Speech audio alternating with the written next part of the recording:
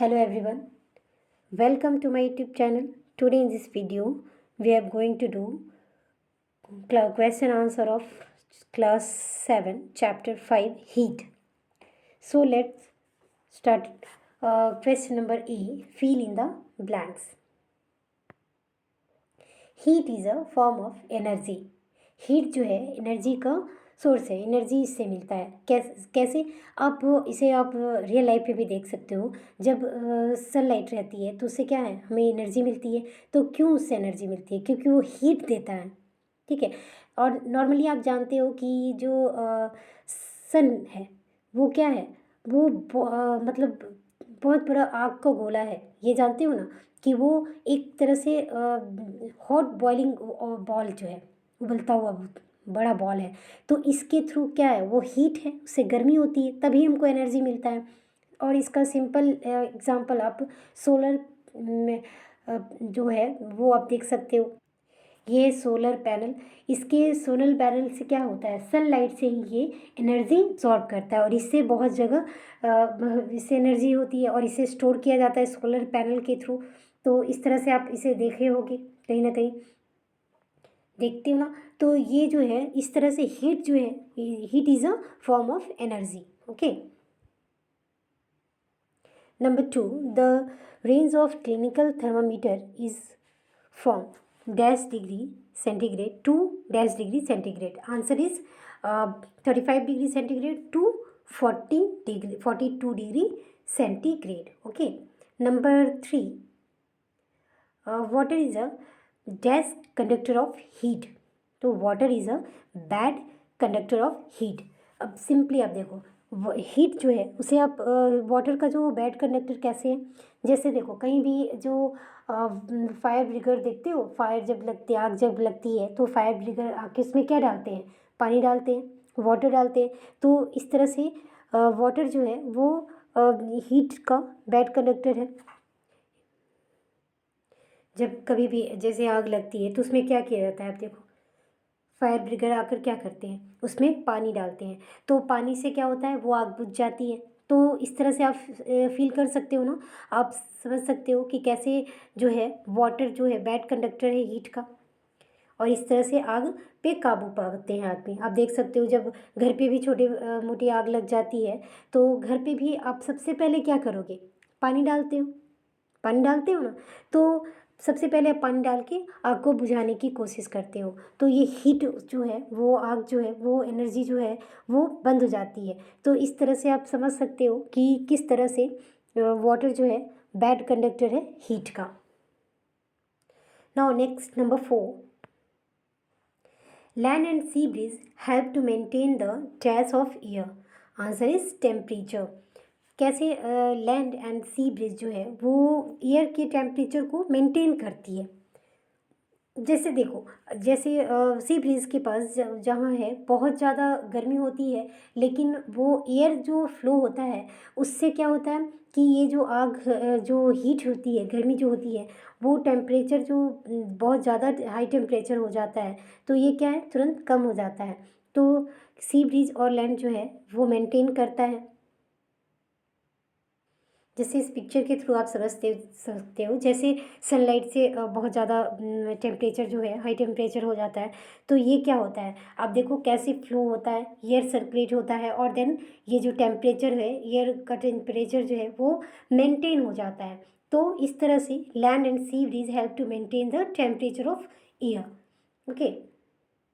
इस तरह से जो वार्म जो है एयर जो है वो राइज करता है, देन लो प्रेशर जो है लेफ्ट बिहाइंड. इस तरह से जो है जो ज़्यादा गर्मी वाला जो एयर रहता है, जो वार्म एयर है वो राइज करता है, ऊपर उठता चला जाता है, देन धीरे धीरे वो कम पड़ता है, टेम्परेचर डाउन होता है.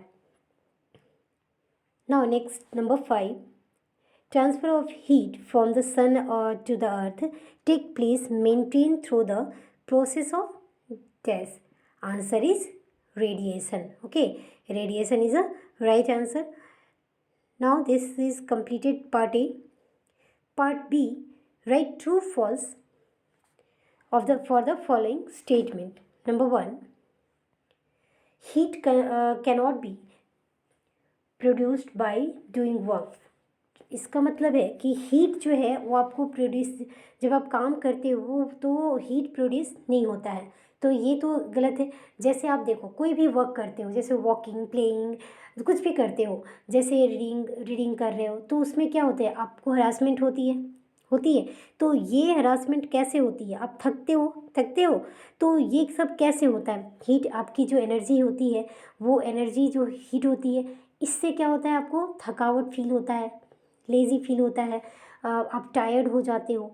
तो फिर ये क्या हुआ, यानी कि आप जो है प्रोड्यूस कर रहा, आप जब वर्क करते हो तो हीट प्रोड्यूस हो रहा आप में, इसी कारण ना आप टायर्ड फील करते हो। तो ये आपसे पूछा जा रहा है कि heat cannot be produce by the doing work, तो इट इज़ फॉल्स। ओके, आप सोच के देखो, जैसे कोई भी वॉकिंग कर रहे हो, प्लेइंग कर रहे हो, कुछ भी कर रहे हो, तो इससे क्या होता है, आपको हर्ट फील होता है, थकते हो, होते हो ना, तो टायर्ड फील करते हो। तो इससे क्या पता चल रहा कि आपको, आपका बॉडी जो है हीट प्रोड्यूस करता है। बट ये आपसे पूछा जा रहा है कि ऐसा होता है, तो आप क्या लिखोगे, इट इज़ फॉल्स। देखो, एक्सरसाइज, प्लेइंग देन वर्किंग, कुछ भी करो तो आपको हीट प्रोड्यूस होता ही है बॉडी में। Number 2, no gap are left between the rail of railway tracks. इसका मतलब है कि जब आप कभी स्टेशन गए होगे, रेलवे स्टेशन, तो वहाँ पे जो जिस पे ट्रेन चलती है, यानी रेल की पटरी जो बनी रहती है, तो उस पर आप कभी ध्यान दोगे तो देखोगे कि पटरी जो बनी हुई है उस पर छोटे छोटे, मतलब थोड़े से 1 इंच से भी कम माइनर सा गैपिंग रहता है। तो ये गैपिंग क्यों दी जाती है, ये गैपिंग इसलिए दी जाती है ताकि जब समर सीज़न हो, तो उसमें क्या होता है, समर सीज़न में बहुत ज़्यादा गर्मी होती है, जिसके कारण क्या होते हैं, हीट, लोहे की वो पटरी बनी जो रहती है, वो बहुत ज़्यादा गर्मी के कारण वो फैलती है। ठीक है, जब वो फैलती है तो वो जो पटरी बनी है उसका, जो पटरी रेल लाइन के अनुसार बनी हुई है, वो क्या होगा, मिसबैलेंस होगा, और इससे क्या होगा कि ट्रेन जो है एक्सीडेंट हो सकता है, क्योंकि उस पटरी पे ही ट्रेन चलती है, और वो यदि मिसबैलेंस होगा, उसका परफेक्ट बैलेंस नहीं बन पाएगा, तो क्या एक्सीडेंट हो सकता है। इसीलिए जब ये रेल की पटरी बनाई जाती है तो क्या किया जाता है कि इसके बीच में छोटे से, मतलब माइनर से गैपिंग दे दी जाती है। आप इसे देख सकते हो, जैसे आप देख रहे हो ना कि इसके बीच में माइनर सा एक, मतलब इससे भी कम सा गैपिंग दिया जाता है, ताकि जब गर्मी के दिन में, जब ये पटरी पटरी जो है लोहे की पटरी होती है, जो बहुत दिन भर धूप में रहती है, जिसके कारण ये गर्म होके, हीट होके ये फैलती है। ठीक है, और ये फैलने के कारण इसका जो शेप, जो लाइन बना हुआ है, वो चेंज हो सकता है। यदि एक लाइन में बना हो तो वो फैलने के कारण वो उसके शेप में डिफरेंस आएगा, और उस पे ही ट्रेन चलती है, तो कभी भी एक्सीडेंट हो सकता है। और पटरी पर तो बहुत सारी गाड़ियाँ आती है, तो आप देख सकते हो किस तरीके से बनाई जाती है, इतने सारे ये पटरियाँ, रेल की जो रेलवे ट्रैक जो है बनाई रहती है, और इस पर अनगिनत गाड़ियाँ आती हैं, और इसमें यदि जरा सी भी मिसबैलेंस, मतलब गर्मी में ये जो लोहे की पटरी फैले, तो ये कितने सारे ट्रेन की एक्सीडेंट हो सकती है ना, तो इसलिए इसमें गैपिंग दी जाती है, देख सकते हो। तो इसलिए इस तरह से बनाई जाती है। Okay,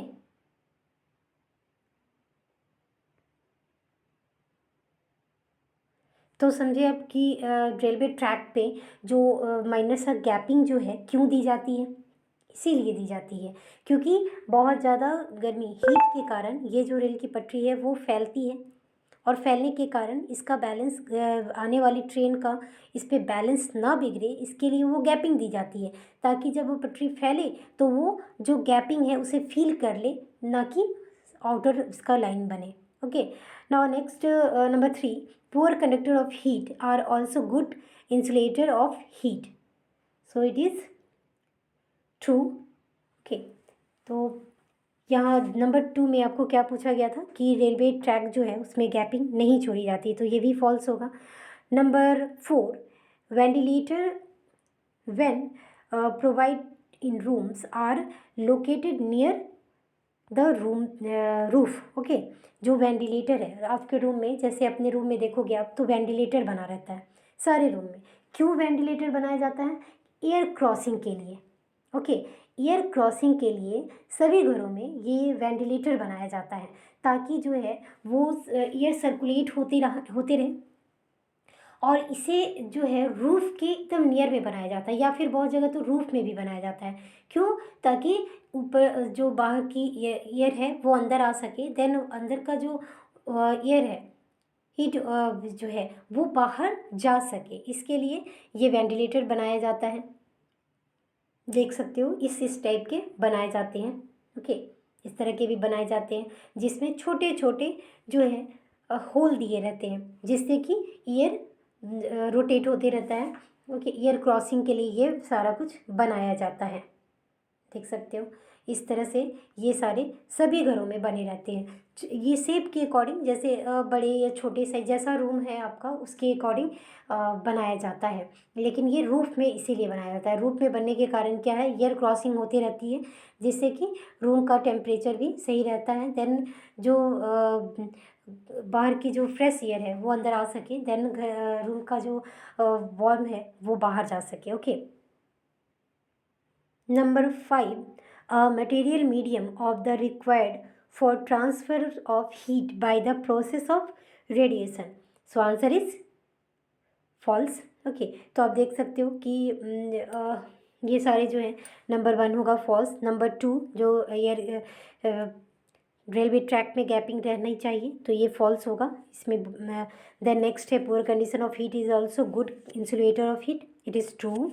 ventilator when provide the rooms are located near the roof, it is true, क्योंकि ये रूफ के नियर में ही बनाया जाता है। देन लास्ट होगा false. Now part B is completed, next part C, tick the correct option. Number 1, a copper ball at 30 degree centigrade is put in a container containing water at 30 degree C. In this case, answer is option 3, there would be no transfer of heat between the copper ball and water. Okay, क्योंकि ये copper ball then water जो है ये good conductor नहीं है air के। Okay, इसलिए ये जो होगा आपका हीट के जो है गुड कंडक्टर नहीं है, इसलिए ये होगा आपका right answer. Now next, number 2,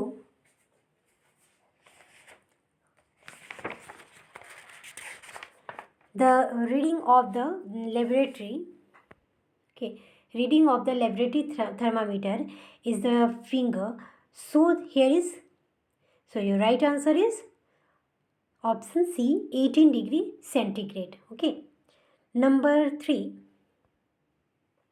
it is not convenient to use of laboratory thermometer to measure our body temperature.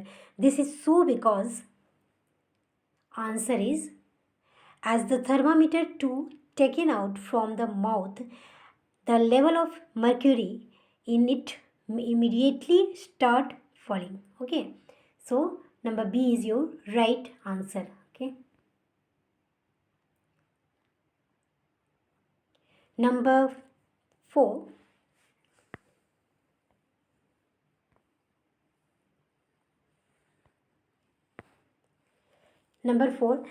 when we hold our hand close to the side of a flame, they get warmed up mainly due to, अब देखो आपसे क्या पूछा जा रहा है कि जब आप अपने हाथ को फ्लेम के पास ले जाओगे, फ्लेम की साइड में ले जाओगे तो वो वार्म्ड हो जाएगा।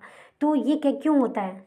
तो इसका आंसर होगा radiation. Option C is your right answer, radiation. Radiation के कारण ये जो है वार्म हो जाएगा। Okay, now number 5, the freezer compartment in the refrigerator is usually put near its top. This provides good cooling throughout the refrigerator through. Your right answer is Number C, the setting up the connection current in the air inside the refrigerator. Okay, option 3, B is the right answer. Next, part D, answer the following question in brief. Question number 1, in which direction does the transfer of heat normally take place? Answer is, the transfer of heat normally take place from the high temperature to the low temperature. Okay, high temperature से low temperature जो है normally transfer ये होता है. Okay, number 2, what is the cause of heat generation is the following situation. Number A, we apply brakes on our first moving car. अब देखो, आपसे क्या पूछा जा रहा है कि we helping brake on the fast moving car. जब बहुत तेज आप कार को मूव करते हो तो क्या होता है, वी अप्लाई द ब्रेक, तो क्या होता है, frictional force. Okay, frictional force इसमें अप्लाई होता है. ओके, क्योंकि सडनली जब आप ब्रेक लोगे तो इसमें क्या होगा, फ्रिक्शनली फोर्स अप्लाई होगा, तभी तो कार सडनली रुकती है. Number B, people often jump up and down to feel warmer in cold weather. Answer is, increase the blood circulation rate. Okay, क्योंकि इसमें क्या पूछा जा रहा है, people often jump up and down to feel warm to cool weather. जब आप ठंड के दिनों में क्या है, जब आप जॉगिंग करते हो, वॉकिंग करते हो या फिर स्किपिंग करते हो, तो इसमें क्या होता है, आपका बॉडी में जो है वार्म होता है. ओके, बॉडी जो है वो वार्म फील होता है. तो इस तरह से ये क्या होता है, इसमें इंक्रीज़ होता है ब्लड सर्कुलेशन जो होता है, वो सर्कुलेशन रेट जो रहता है इंक्रीज़ होता है. जितनी तेज़ी से आप करते हो उतना तेज़ी से ब्लड सर्कुलेशन भी इंक्रीज़ होता है. इस कारण से क्या होता है कि आपको बॉडी में वार्म होता है, गर्मी होती है. Okay, now next question number 3, state 2 type of physical change that may take place when a substance is heated. Your answer is, the 2 type of physical change that may take place when a substance is heated to change in state and change in temperature. Okay, now number 4, in what way does the clinical thermometer differ from the ordinary thermometer? Okay, so the answer is, clinical thermometer is used to measure body temperature and it ranges from 35 degrees centigrade to 42 degree centigrade. And laboratory thermometer is used in laboratory and it ranges from 10 degree centigrade to 110 degree centigrade. इसलिए ये जो है differ है दोनों, clinically जो thermometer है then ordinary thermometer, ये दोनों का मेजरमेंट जो है वो डिफरेंट है. ओके, इस कारण से ये दोनों अलग है. Now next number 5, state the different mode of heat transfer in the following situation. Number A, a paper cup full of hot soup laying on a table. Answer is convection. Then number B, cooking vegetable in a pan. So your answer is convection as well as conduction. Okay, तो क्या है, number C, melting of a chocolate bar in the school bag on hot day. Answer is conduction.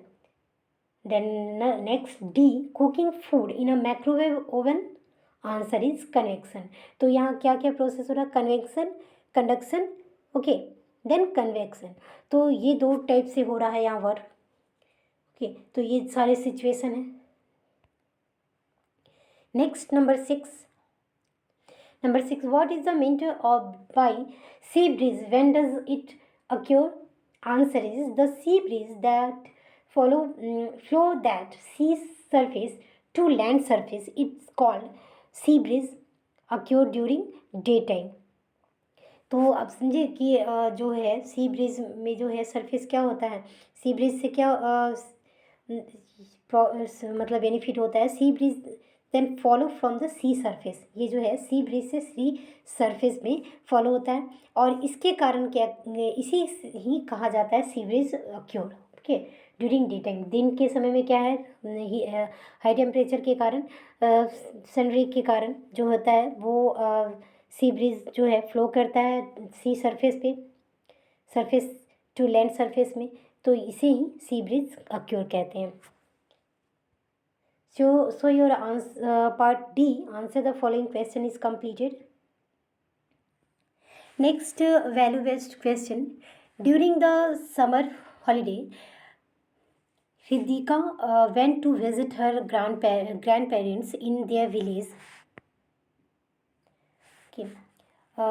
During her morning walk, they so absorbed that the girl in a village would play very good music on her homemade musical instrument.